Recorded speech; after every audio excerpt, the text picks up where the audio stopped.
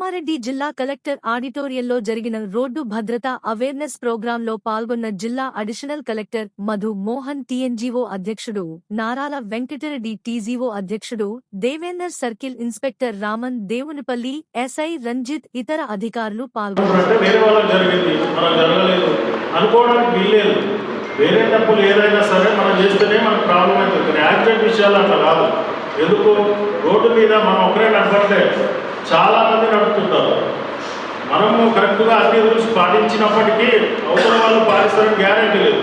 So 50% మాత్రమే chance. కాబట్టి అన్ని వేళలా మనము అలర్ట్ ఉండాలి.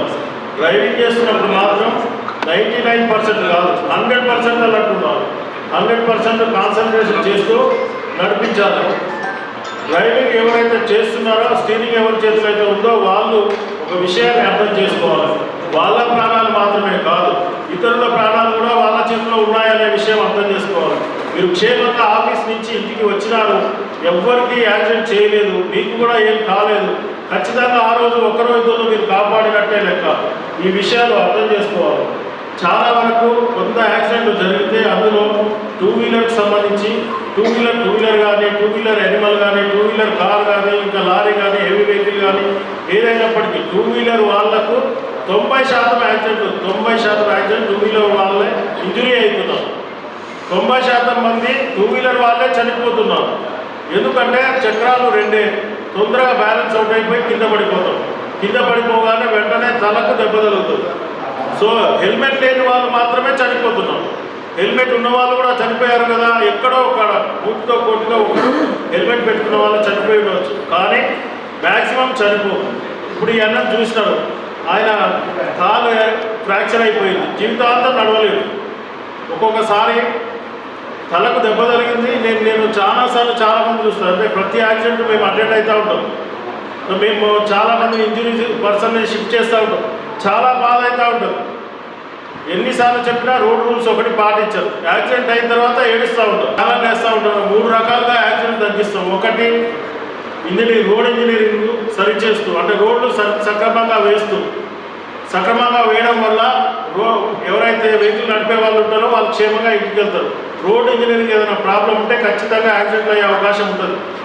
కొన్నిసార్లు ఒకే దగ్గర యాక్సిడెంట్స్ అవుతూ ఉంటాయి. మనందరం పిలుస్తూ ఉంటాం బ్లాక్ స్పాట్స్ అని. అక్కడ రోడ్ ఇంజనీరింగ్ ప్రాబ్లం వల్లనే అట్లా జరుగుతూ ఉంటుంది. సో దాని దగ్గర సిగ్నల్స్ పెట్టడం, స్పీడ్ బ్రేకర్స్ వేయడం, ఇలాంటి ప్రివెంటివ్ యాక్టివిటీస్ చేస్తూ కొద్దిగా తగ్గించడానికి ప్రయత్నిస్తాం. అది రోడ్ ఇంజనీరింగ్ కిందకి వస్తుంది.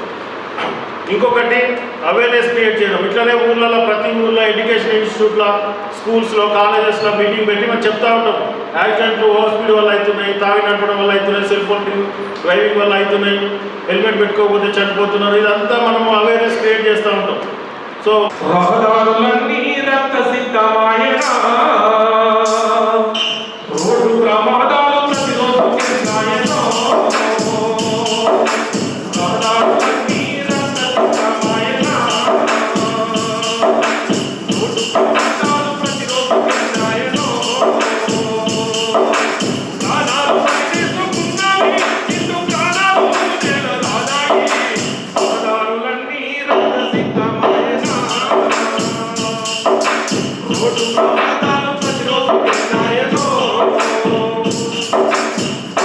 పప్పాల కంటూ ఆటోల పెడితే, పప్పాల కంటూ ఆరుల పెడితే, ఆరుల చెక్కుల మోత, ఆటోల చెక్కుల మోత. చూడడు ఏమేమో